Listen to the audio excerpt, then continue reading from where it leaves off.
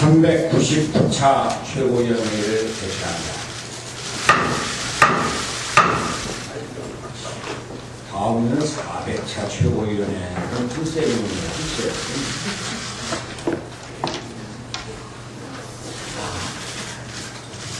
우리의 걱정은 항상 경제로 시작합니다. 국제경제 불안이 장기화될 것이라고 하는 것이 전문가들의 기대적인 평가입니다. 국내에서는 주가 폭락과 환율 급등세가 받침이 없습니다. 환율 급등에 따라서 물가가 또 급등할 것이고, 특히 원자재를 수입해 하는 중소기업들 경영 악화가 된다됩니다. 또한 환율 인상이 나쁜 수입 물가가 급등하지 않도록 정부의 노력이 필요하다는 점을 강력하게 요구합니다. 청와대와 정권 핵심발 부패 쓰나미가 국민의 아픈 마음을 감사하고 있습니다. 저축은행 비리에 관련된 이들의 부정부패가 힘없는 피해자들의 마음에 상처를 주게 됩니다. 또 다른 측근이 우리가 생각할 수 없는 그런 거액의 돈을 받았습니다. 더더군다나 이들이 받은 돈이 지난 대선 당시 현 정권 캠프에 흘러들어갔다고 하는 의혹이 있어서 더욱 충격적입니다.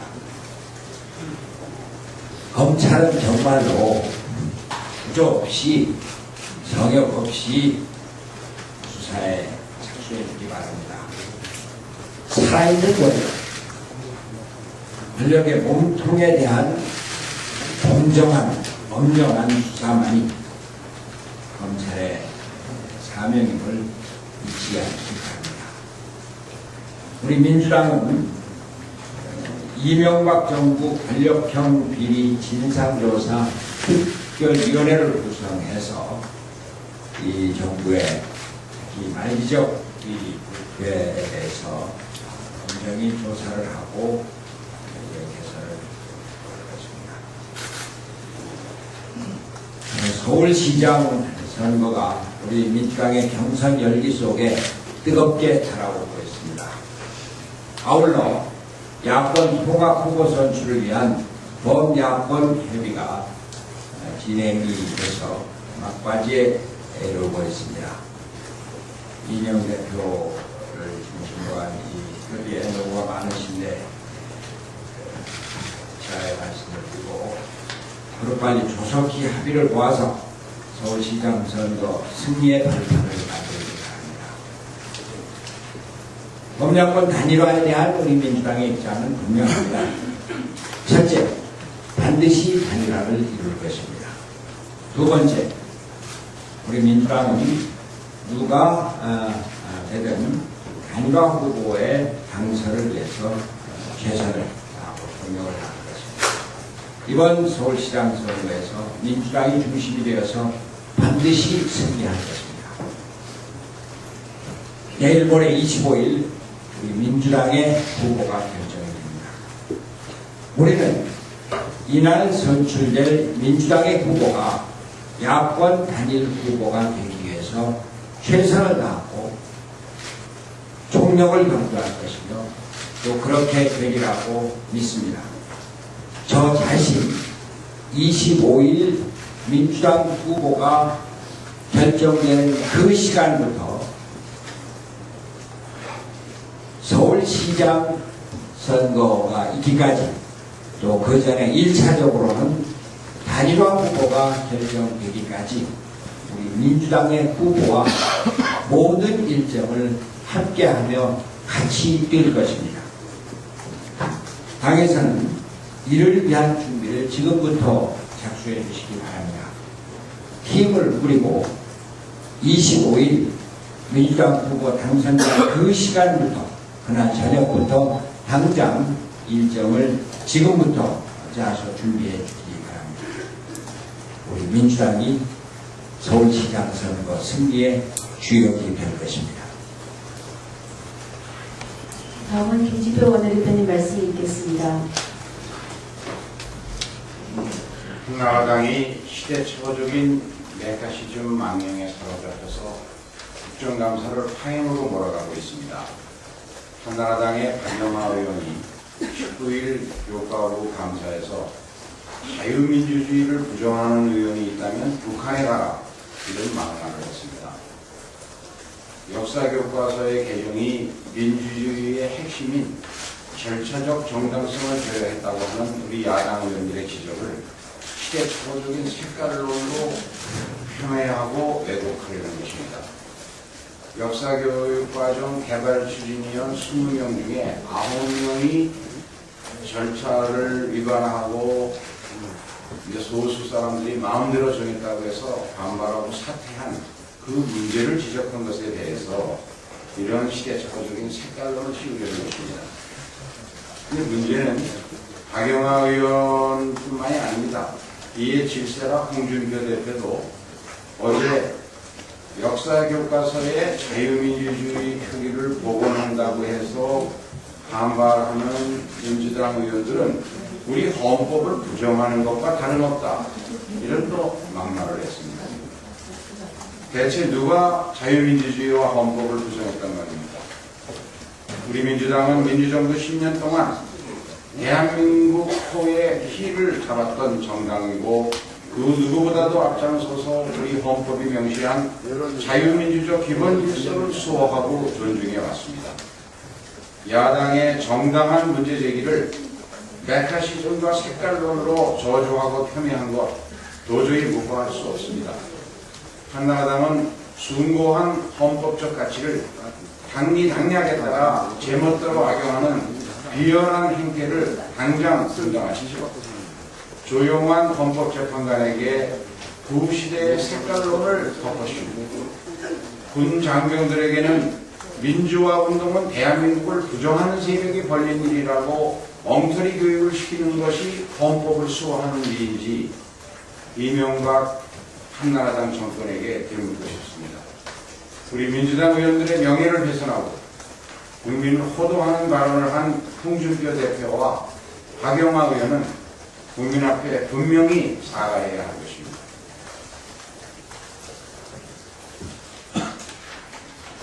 민주당은 어제 고위정책회의에서 9월 15일 정전사태의 진상을 조사하기 위한 9.15 전력대란 진상조사위원회를 구성했습니다. 김영환 지식경제위원장이 위원장이 되고 노영민 수석부대표가 간사를 맡아서 민간 전문가들을 포함해서 내주까지 구성을 완료하기로 했습니다. 이 두 분이 다 노영민 수석부대표 계십니다만 특급 전기기술자 자격소지자입니다. 또 김영환 지식경제위원장은 1급 전기기사 자격소지자입니다. 이 두 분이 밝힌 것에 의하면 9월 15일 날 예비전력이 제로 상태까지 간 것이 분명하다는 것이 지금 전문가들 사이에서 인정되고 있습니다. 이렇게 치명적인 사태를 야기한 문제들은 결국 전력의 전자도 모르는 낙하산 인사들이 전기공급업체의 감사 전원을 겸하고 있는 이 MBC 국정 운영에 서출된 것이기 때문에 이 전력 관리의 모든 문제를 총체적으로 점검해서 우리 국민들이 안심할 수 있는 그런 대안을 만들어서 제시할 것입니다. 이상입니다. 다음은 정동영 최고위원님 말씀이 있겠습니다. 이제 내일 모레인데요. 민주당이 생사의 분기점에 있다고 봅니다. 만일 그 시장 후보도 못 내는 당이라면 내년 대선 후보 어떻게 되겠습니까? 그런 점에서 내일 모레 시장 후보 경선은 축제 속에 원만하게 정말 거기서 출변 후보 당원 모두의 기대와 소원을 한 몸에 받아야 합니다. 후보가 되면 저는 민주당 후보는 쭉 올라갈 거라고 봅니다. 그동안 제1야당의 존재감이 형성돼 있었는데 나 여기 있어 하는 민주당의 존재감을 확인하는 그런 경선대회가 될 것이라고 기대를 합니다. 정당 정치의 복원의 출발점, 그동안 태풍 속에서 흔적을 찾기 어려웠던 정당의 존재감, 특히 제1야당의 존재감을 9월 25일부터 다시 복원해내야 한다. 그리고 이번 경선 과정, 또 단일화, 바깥에 있는 부분 단일화 과정에서 복지국가 세력으로서의 민주당의 정체성, 경선을 통해서 당원들의 자존심을 다시 회복해야 하고, 그리고 단일화 과정에서 민주당의 정체성을 가지고 승부해야 한다. 그래야 내년에 총선 대선에서 우리가 여소야대와 정권 교체를 이룰 수 있다고 봅니다. 과연 누가 국가복지와 복지국가는 엄연하게 다릅니다. 지금까지 당에서는 국가복지 수준의 논의가 있었습니다. 국가복지는 복지 프로그램이라고 말할 수 있고, 복지국가는 철학입니다. 노선입니다. 이념입니다. 복지국가의 철학으로 무장한 세력이라는 것을 이번 단일화 과정에서 각인하고, 또 서울시장 확보한 뒤에 실천을 통해서 민주당이 집권하면 복지국가의 그 의미였구나 하는 것을 국민들께 각인시켜 그래야 합니다. 아무튼 9월 25일 경선이 원만한 축제가 되도록 최선을 다하고 내선한 후보에게 아낌없는 박수를 보냅니다. 감사합니다. 다음은 정세균 최고위원님 말씀 읽겠습니다.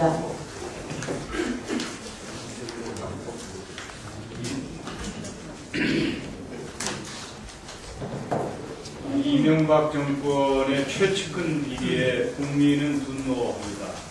이명박 정권 임기 말 날개도 없이 추락하고 있습니다. 처분이 없는 정전 대란, 주가가 폭락하고 환율은 폭등했습니다. 저축은행에서는 뱅크런이 일어나고, 국민들 경제위기가 다시 올까 불안하고 우울한 나라를 보내고 있습니다. 이런 와중에 대통령의 최측근들, 왼팔, 오른팔이라고 불리던 사람들이 기업인들한테 불법하게 금품을 수수했다는 비리 보도가 있고, 이제 사정당국이 문제를 포착을 했습니다. 이명박 정권 임기 말 정말 추한 모습입니다. 이명박 대통령은 그동안에 대단히 깨끗한 척 해왔습니다. 비리가 없어 레임덕도 없다. 부정한 돈을 받은 적이 없다. 다른 정권과는 다르다. 이제 이명박 대통령 입이 10개라도 할 말씀이 없게 됐습니다. 겉으로는 깨끗한 척 해왔는데 뒤에서는 정권 임기 내내 썩은 냄새가 진동한 표리부동한 정권이었습니다. 검찰이 미적거리지 않나 하는 걱정을 국민들이 합니다. 검찰 미적거려야 될 이유 하나도 없습니다. 즉각 수사에 착수해야 합니다. 돈 주었다는 사람이 저렇게 구체적으로 밝히고 있는데 지켜본다고 하는 한가한 소리를 하니까 정치검찰이라는 소리가 나오는 것입니다. 이중잣대는 절대 안 됩니다. 지난 정권 사람들 모두 돈 주었다고 주장한 진술만으로 수사를 하고 기소를 했습니다. 얼마나 엄정한 조사를 하는지 국민 여러분께서 지켜볼 것입니다. 이렇게 이명박 정권이 소리 없이 추락하고 있는데 우리는 어떤가? 진지한 성찰이 필요하다고 생각합니다. 민주당이 가야 할 방향은 지난 3년 10개월 전과 달라진 것이 하나도 없다고 생각합니다.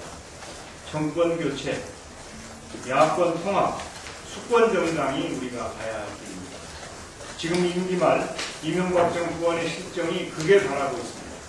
연일 무능한 정권의 실정과 비리가 계속 특필되고 국민의 분노는 커져가고 있는 것입니다.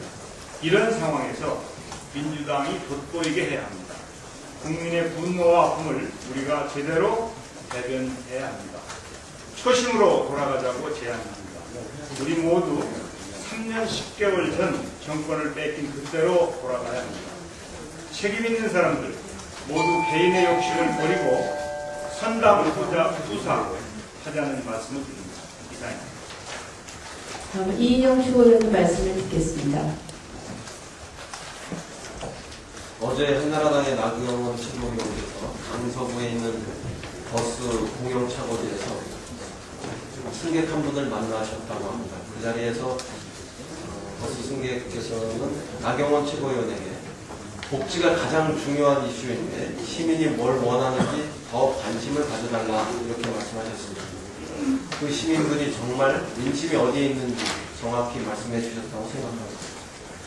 지난 주민투표를 통해서 서울 시민들은 한나라당과 또 오세훈 시장을 심판했습니다. 민심을 오판한 한나라당과 오세훈 시장 때문에 지금 우리는 막대한 비용이 들어가는 서울시장 보궐선거를 하게 되었습니다. 정치인의 한산으로는 국민들에게 참 죄송한 마음입니다.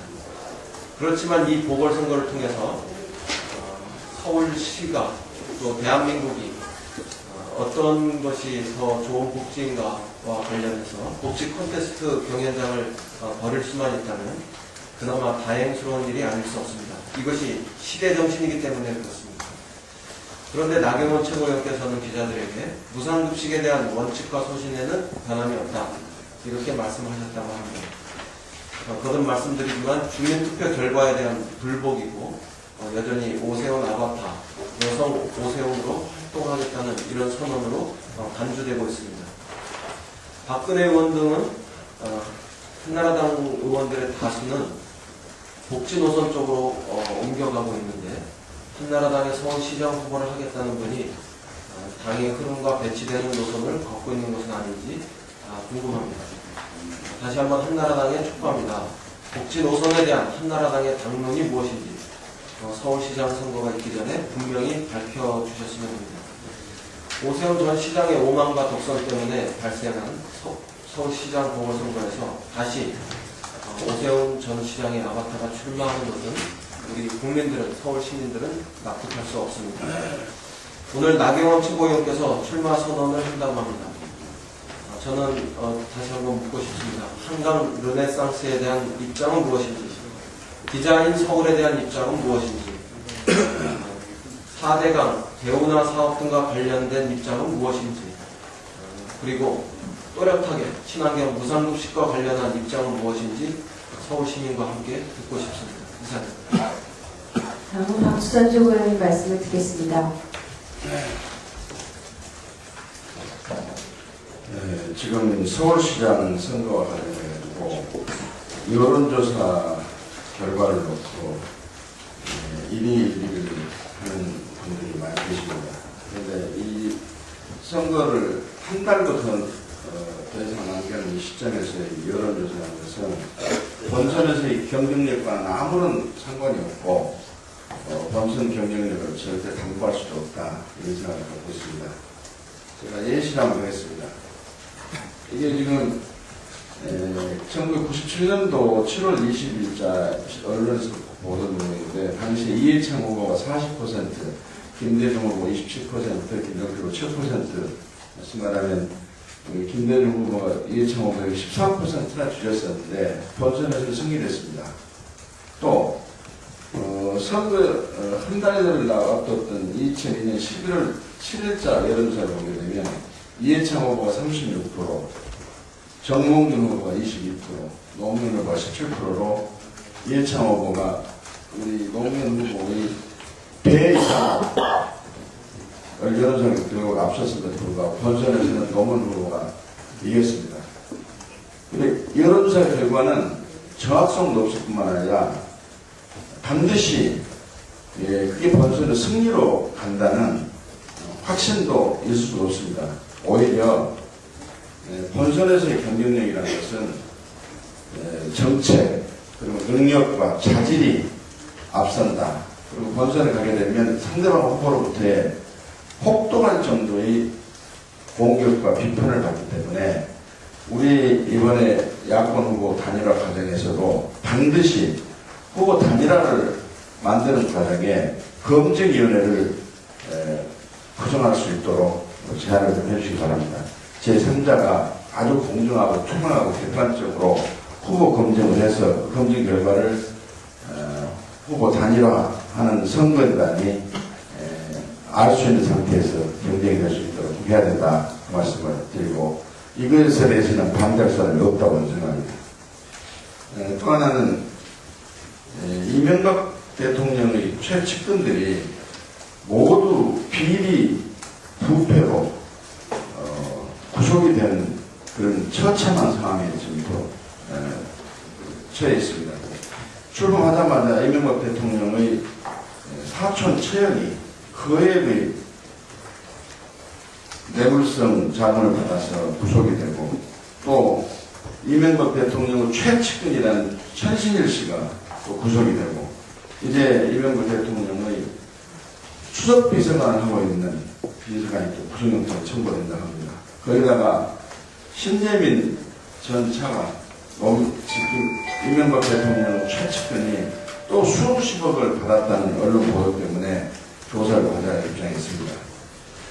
이명박 대통령은 말로만 만드는 공정사회보다는 행동으로 만드는 불공정사회에 대해서 반성을 하시고 이 최측근 비리가 생각없이 수사가 되고 처벌되지 않으면 공정사회는 공명부리고 대통령의 국민에 대한 기만이 될 것이다 하는 것을 말씀드리면서 신속히 철저하게 최측근 비리를 수사할 수 있도록 대통령이 결심을 해야 된다 말씀드립니다. 특히나 검찰총장이 바뀌고 법무장관이 바뀌어도 대통령의 최측근 비리 앞에서는 이렇게 왜소하고 움츠러드는 그런 검찰을 보면서 한심하다고 이야기하지 않을 수가 없습니다. 왜 이렇게 엄청난 비리가 폭로가 되고 있음에도 불구하고 수사권을 즉시 발동하지 않고 이 핑계 저 핑계로 수사를 거부하고 있는지 이해할 수가 없습니다. 만일에 이 문제가 제대로 수사가 진행이 안 된다면 우리 민주당은 특별검사를 신속히 도입해가지고 철저한 수사에 착수해야 된다 그렇게 생각합니다. 이상입니다. 네, 다음 조혜석 최고위원님 말씀을 드리겠습니다.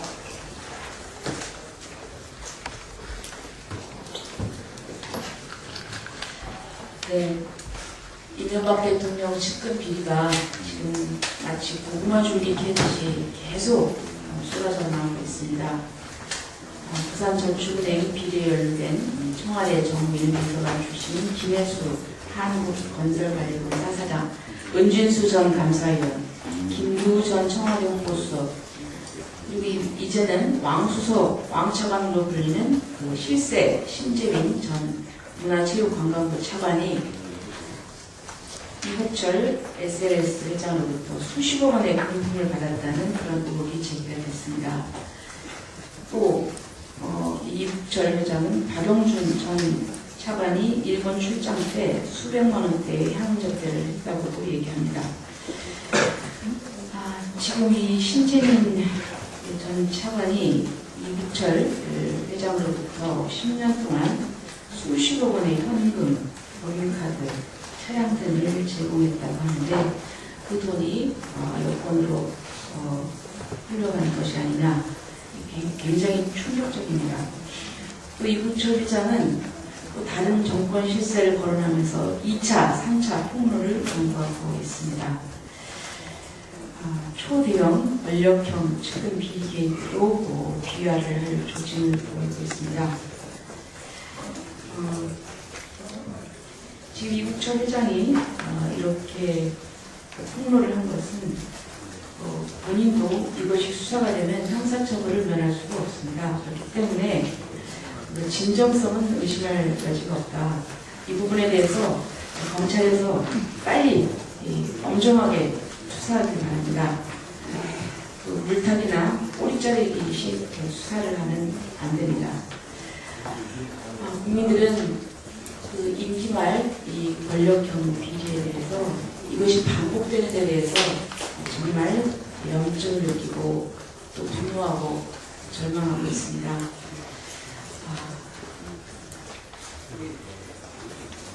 국민들의 그 분노와 실망을 보면서 정말 이 정치권이 새롭게 거듭나야 되겠다는 그런 다짐을 다시 해야 된다고 생각합니다.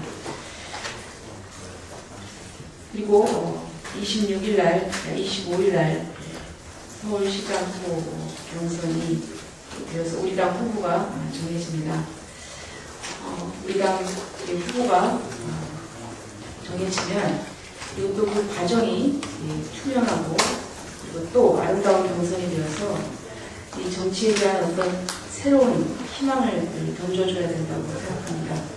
시간이 갈수록 경선의 열기가 더해지고 이렇게 힘을 받는 민주당 후보가 야권 단일 후보로 될 수 있도록 총력을 다할 것을 우리 당원들에게 또 부탁드리고 끝까지 최선을 다하겠다는 말씀을 드립니다. 이상입니다.